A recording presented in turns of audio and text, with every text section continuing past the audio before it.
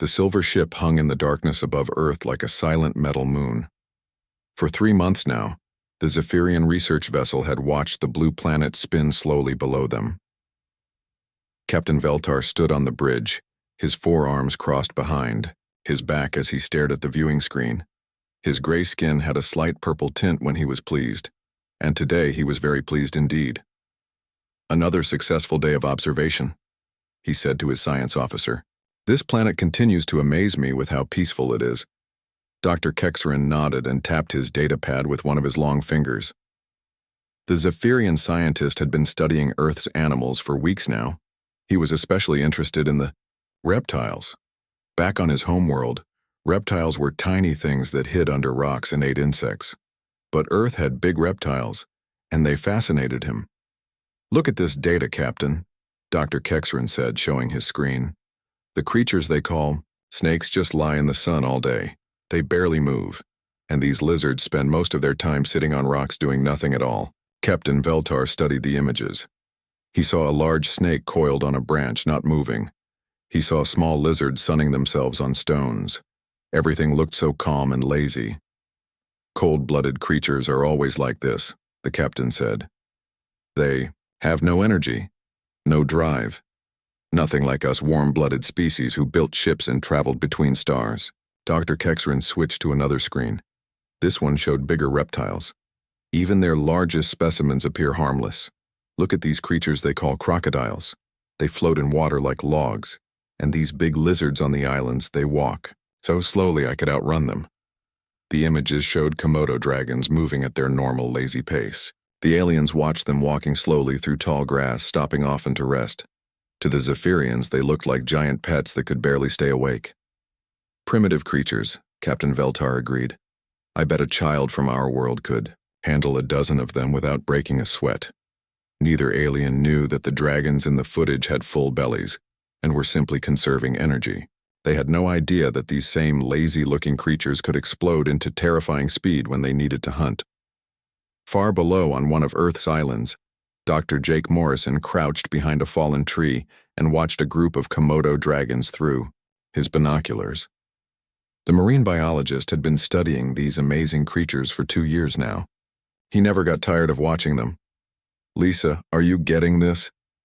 he whispered to his partner. Lisa Hayes adjusted her camera lens and nodded. The wildlife photographer had taken thousands of pictures of dragons, but she still found new things to capture. Today she was trying to photograph their hunting behavior. "That big male is tracking something," she whispered back. "Look how still he is.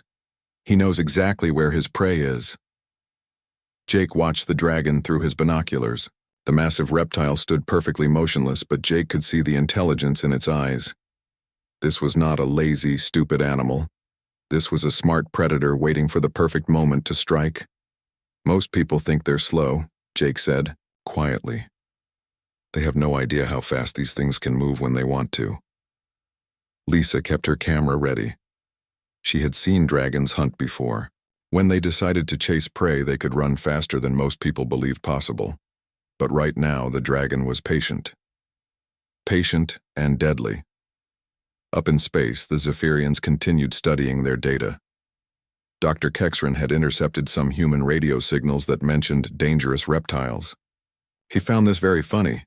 "Listen to this, Captain," he said, playing an audio clip. A human voice talked about staying away from large reptiles and how dangerous they could be. Captain Veltar made a sound that was like laughter in his species. Dangerous? These slow, cold-blooded creatures? The humans must be the most fearful species in the galaxy. They are afraid of animals that can barely lift their own heads. Dr. Kexerin pulled up more data. "I have been monitoring their communications about these Komodo dragons for weeks. They talk about them like they are monsters. But look at the footage, Captain. They are just big, sleepy lizards." The screen showed dragons lying in the shade, looking peaceful and calm. The aliens saw what they expected to see, lazy reptiles that posed no threat to anyone. They could not see the powerful muscles hidden under that relaxed appearance. They did not know about the bacteria-filled bite that could kill large prey. They had never seen a dragon in full hunting mode.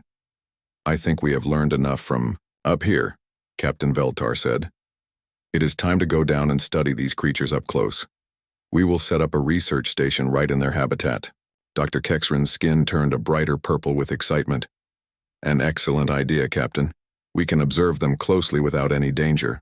After all, what could possibly go wrong with such harmless creatures?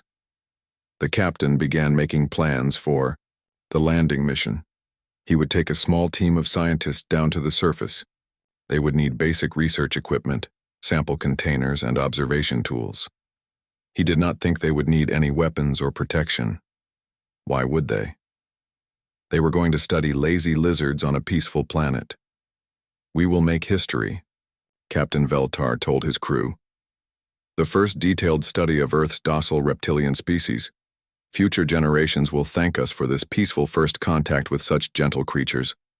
None of the aliens realized they were about to make the biggest mistake of their lives.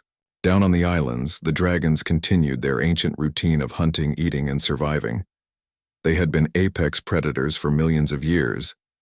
Soon, they would have a chance to prove it to visitors from another world. Commander Zalseth checked his equipment one final time before stepping into the landing shuttle. He was excited about this mission. After months of watching Earth from space, he would finally get to walk on the surface and study the planet's creatures up close. "Remember, team," he said to the 11 other Zephyrians in the shuttle. "We are here to observe and collect samples. This should be a simple mission. The reptiles on this planet are completely harmless." Dr. Kexrin sat nearby, holding his scanning equipment. "I have chosen the perfect location for our research station. It is an island where the largest reptiles live. They call them Komodo dragons, but they are just oversized lizards, very slow and very peaceful." The shuttle's pilot, Lieutenant Mordan, began the descent toward Earth. Through the windows, the aliens could see blue oceans and green islands getting bigger as they came closer. Everything looked so quiet and beautiful from above.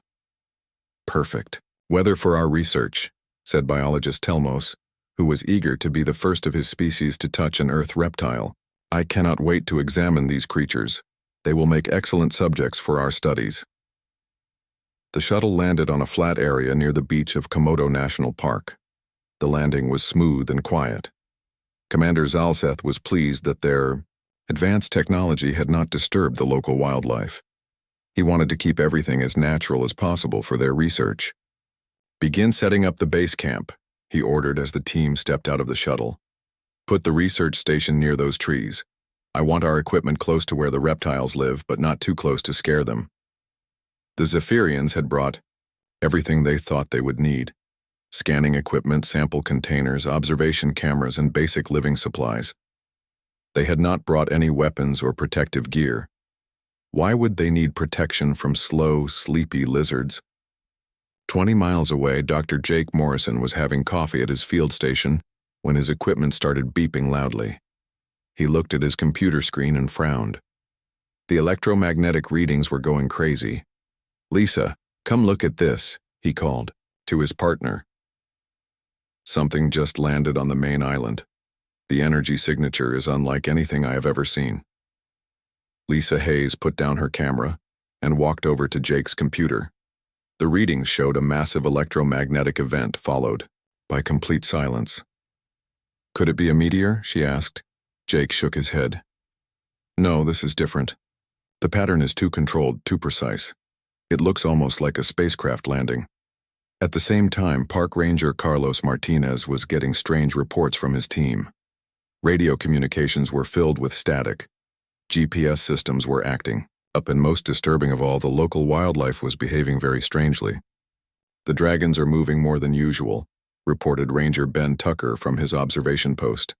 "They seem agitated about something. I have never seen them this active during the day." Carlos grabbed his radio. "All units, stay alert. Something is disturbing the wildlife. I am heading to the main island to investigate." Back at the alien base camp, the Zephyrians were setting up their equipment with confidence.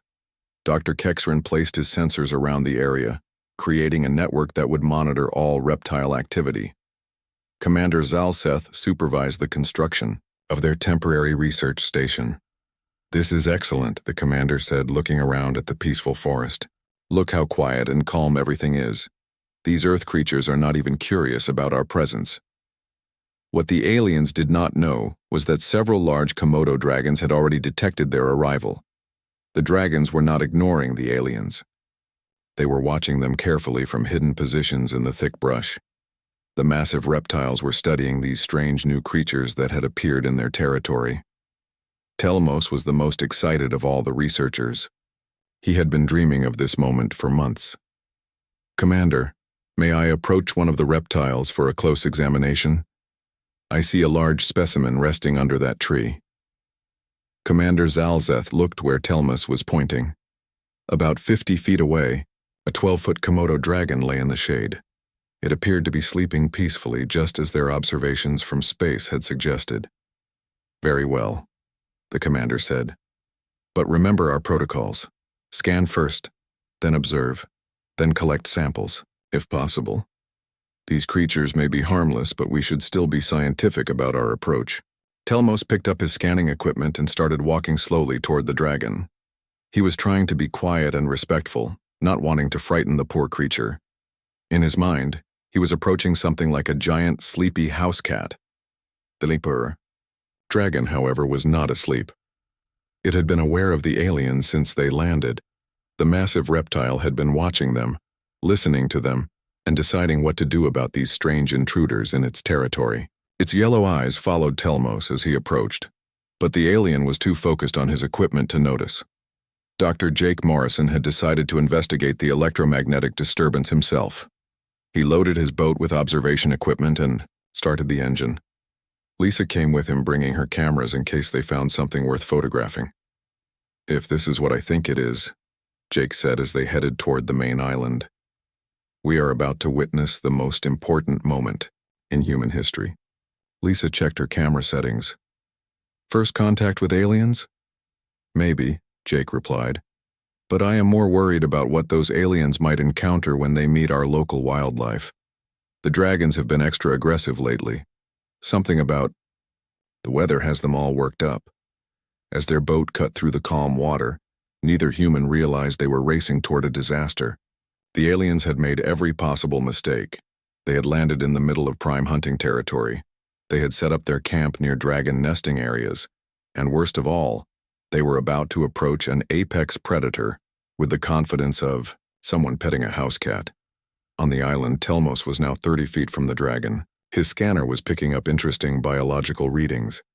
The creature's heart rate was steady, its breathing was calm, and its body temperature was perfect for a cold-blooded animal warming itself in the sun.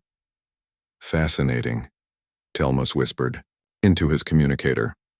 "The specimen shows no signs of stress or aggression. I'm moving closer for detailed scans." The dragon's tail twitched slightly, but Telmos thought it was just a normal movement. He had no idea that he was looking at a warning sign. The massive predator was getting ready to show these confident aliens exactly how wrong they were about Earth's reptiles. Telmos held his scanner steady as he took another step closer to the dragon. The device showed him everything he wanted to know about the creature: body temperature, heart rate, muscle density, bone structure. All the data confirmed what he already believed. This was just a big, harmless lizard. "Perfect specimen," he whispered into his communicator. "The creature shows no awareness of my presence. I am now 20 feet away, and it has not even opened its eyes." Commander Zalseth watched from the base camp with satisfaction. "Excellent work, Telmos. Take your time and gather all the data you need. These Earth reptiles are even more docile than we expected." Dr. Kexran was recording everything on his equipment. This would make a wonderful report for the Science Council. Back home, "Look how peaceful it is," he said to the other researchers. "We could probably walk right up and touch it." But the dragon was not peaceful. It was not sleeping. The massive reptile had been watching Telmos from the moment he started approaching. Its yellow eyes were barely open, but they tracked every movement the alien made. The dragon's muscles were tense and ready. It was waiting for the right moment. Telmos took another step forward. He was now 15 feet from the dragon. His scanner was picking up more detailed readings now. The creature's blood chemistry was fascinating. Its digestive system was unlike anything on his home world. He was so focused on his data that he missed all the warning signs. The dragon's tongue flicked out, tasting the air. It picked up the alien scent. This was something new, something different from the usual prey animals on the island. The dragon's brain processed this information quickly. New creature, unknown threat level. Time to investigate. Dr. Jake Morrison's boat was getting closer to the main island. Through his binoculars, he could see strange structures near the beach. They looked like some kind of camp, but the design was unlike anything human. "Lisa, look at this," he said, handing her the binoculars. "Those are not research tents. The shape is all wrong. And look at that metallic material." Lisa focused the binoculars on the alien camp. "Jake, I do not think those are human structures. The technology looks too advanced. And there are figures moving around that do not look like people." Jake felt his heart racing. "We need to get closer, but carefully. If these are really aliens, we do not want to scare them. But we also need to warn them about the dragons." "Warn them about what?" Lisa asked. Jake pointed toward the island. "They set up camp right in the middle of prime dragon territory. If they do not know what they are dealing with, someone is going to get hurt." Back on the island, Telmos was now 10 feet from the dragon. He was so excited about his readings that he completely missed the subtle changes in the creature's posture. The dragon had shifted its weight slightly. Its head was positioned differently. Its breathing had changed from the slow rhythm of rest to the controlled pattern of a predator ready to strike. "Commander, the data is incredible," Telmos reported. "I am getting detailed scans of its muscular structure. The creature appears to be built for endurance rather than speed. Very inefficient design for a predator." The dragon's eyes opened fully. Telmos noticed this and smiled. "Ah, it is waking up. Probably curious about me. How charming." Dr. Kexrin was watching through his observation equipment. "The specimen is showing mild interest in our researcher. Still no signs of aggression or fear. These creatures truly are as harmless as we thought." Telmos took another step forward. He was now 8 feet from the dragon. At this distance, his scanner could pick up incredible detail. He could see the texture of the creature's skin, the pattern of its scales, even the slow movement of blood through its veins. "I am going to try for a tissue sample," he announced. "The creature seems completely relaxed. I should be able to collect what we need without any trouble." The dragon watched Telmos reach for his sampling tool. The alien's movements were slow and unthreatening, but the dragon had made its decision. This strange creature was in its territory, approaching its resting spot, and showing no proper fear or respect. Time to teach it a lesson. What happened next changed everything the Zephyrians thought they knew about Earth. The dragon exploded into motion like a biological rocket. Its powerful legs launched its massive body forward with shocking speed. 12 feet of muscle, teeth, and prehistoric fury came charging straight at Telmos at nearly 12 miles per hour. Telmos had exactly 2 seconds to realize his mistake. His scanner dropped from his hands as the dragon covered the distance between them, faster than his mind could process. The alien tried to run, but his legs felt like they were moving through thick mud compared to the lightning-fast predator bearing down on him. "Run!" Commander Zalseth screamed from the base camp. "Telmos, run!" But it was too late. The dragon reached Telmos just as the alien turned to flee. Massive jaws clamped down on his shoulder and back, serrated teeth designed by millions of years of evolution to tear through flesh and bone. Telmos screamed as the dragon's bite tore through his protective suit and into his body. Dr. Jake Morrison heard the screaming from half a mile away. He pushed his boat's engine to full speed as Lisa grabbed her camera with the longest lens she had. "What is happening over there?" Lisa shouted over the engine noise. Jake's face was grim. Someone just learned the hard way that Komodo dragons are not harmless lizards. The dragon shook Telmos like a dog with a toy before releasing him and stepping back.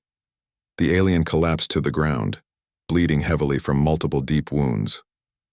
The dragon stood over him, breathing heavily, its mouth dripping with alien blood. Commander Zalseth and his team stared in horror at the scene. Their peaceful, harmless lizard had just transformed into a nightmare creature that moved faster than they thought possible and attacked with savage precision. Dr. Kexrin's hand shook as he tried to work his medical scanner. Commander Telmos is badly injured, but there is something else. The creature's saliva contains over 50 different types of bacteria. His wounds are already showing signs of severe infection. The dragon moved closer to the fallen alien, curious about this strange new prey. It had tasted alien blood for the first time, and its ancient brain was processing this new information. More aliens were nearby. The dragon could smell them. Commander Zalseth realized with growing terror that they were no longer studying harmless creatures. They were trapped on an island with apex predators that had just proven how deadly they could be. Park Ranger. Carlos Martinez heard the screaming from his radio post 3 miles away. The sound carried across the water like nothing he had ever heard before. It was not human, but it was definitely the sound of something in terrible pain. "Ben, did you hear that?" he called to his partner over the radio. "Copy that, Carlos," came Ben Tucker's voice through the static. "Something big is happening on the main island. I am seeing smoke and hearing lots of noise. Should we investigate?" Carlos was already loading his emergency boat with first aid supplies. "Meet me at the dock, bring Maria with you, and pack the dragon safety equipment. I have a feeling we are going to need it." Meanwhile, Dr. Jake Morrison's boat rounded the point of the island just in time to see the chaos unfolding. Through Lisa's telephoto lens, they could see strange beings running around what looked like an alien camp. One figure was on the ground, not moving, and standing over it was the biggest Komodo dragon Jake had ever seen. "Lisa, are you getting this?" Jake asked as he cut the engine and let the boat drift closer to shore. "Every second of it," Lisa replied, her camera clicking rapidly. "Jake, those are not humans. Look at their skin color. Look at how they move. They have 4 arms." Jake grabbed his binoculars and studied the scene more carefully. "You are right. Those are definitely not human. But they are in serious trouble. That dragon is not going anywhere, and I can see at least 2 more dragons moving through the trees, toward them." On the beach, Commander Zalseth was trying to organize his panicking team. Telmos was unconscious and bleeding badly. Dr. Nexval, their medical officer, was working frantically to stop the bleeding and treat the wounds. The bacteria from the creature's mouth is spreading through his system faster than our medicine. "Can fight it," Dr. Nexval reported. "I have never seen anything like this. The infection is unlike anything in our medical databases." Commander Zalseth looked around desperately. The dragon that had attacked Telmos was still nearby, watching them with intelligent eyes. Worse, he could see movement in the forest. More dragons were coming to investigate the commotion. "We need to get back to the shuttle," he ordered. "Carry Telmos carefully. We retreat now." But as they tried to move toward their landing craft, more dragons emerged from the forest. Soon the aliens found themselves surrounded by 6 massive predators, each one bigger and more dangerous than they had ever imagined possible. Dr. Kexran's voice shook as he spoke. "Commander, we are trapped. The creatures have us surrounded. They are working together like a pack of hunters." The dragons were indeed coordinating their movements.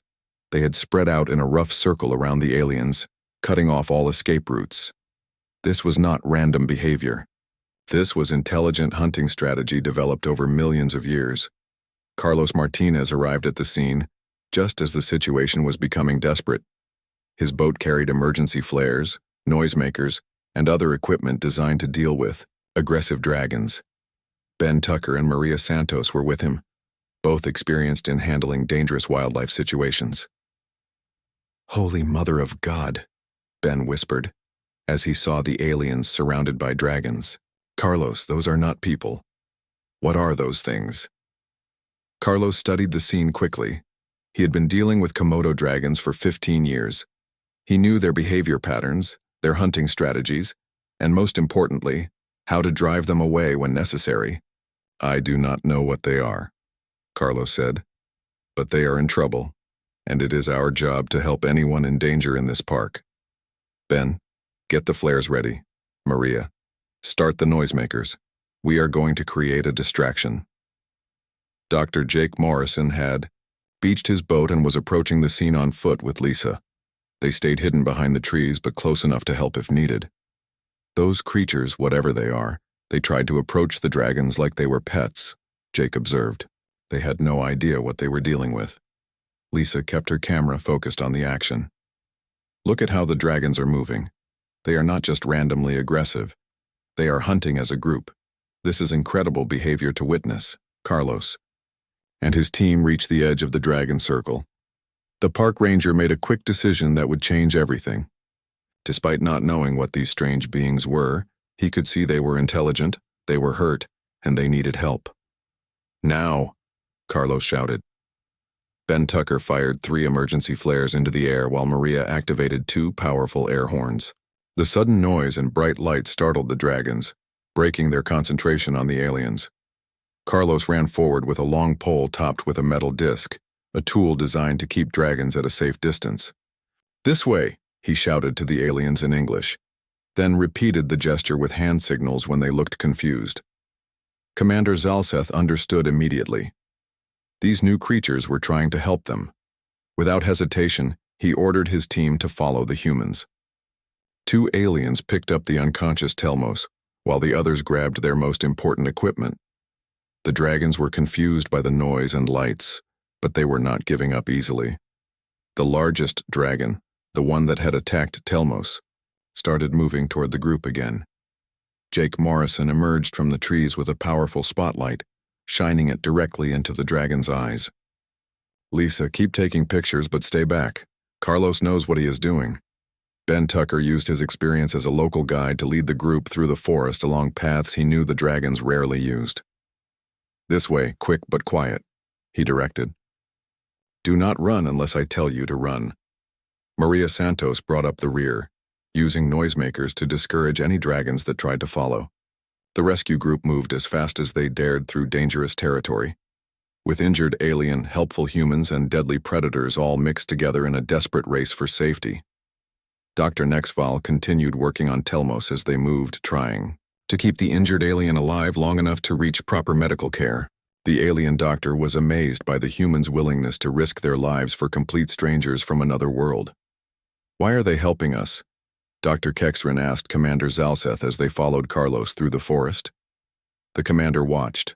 Carlos Martinez risked his life to keep the dragons away from the group.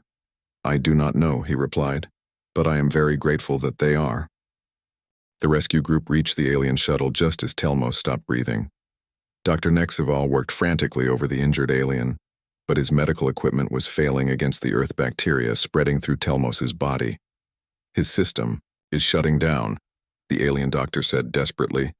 "The infection is too aggressive. Our medicine cannot fight it." Dr. Jake Morrison stepped forward without hesitation.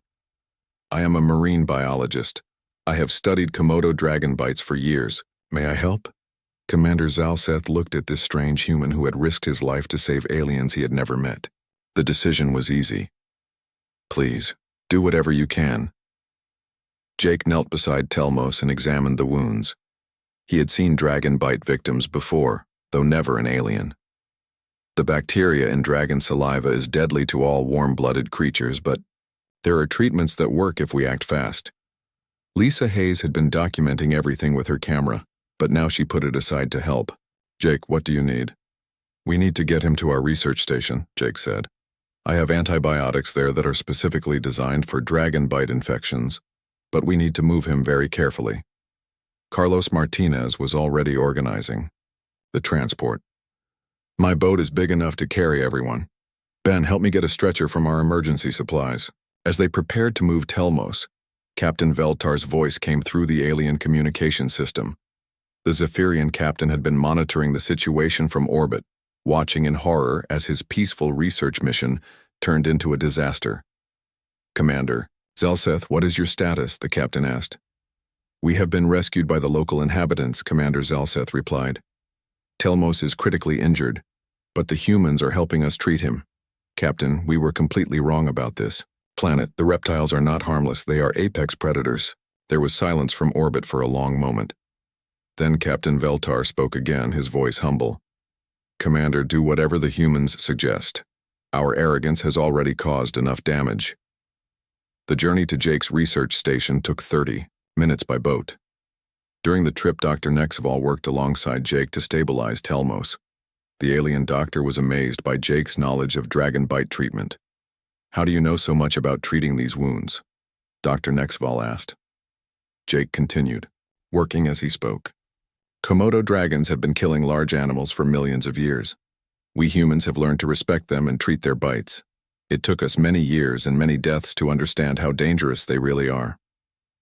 Maria Santos helped by monitoring Telmos's vital signs with both human and alien equipment. His breathing is getting stronger, she reported.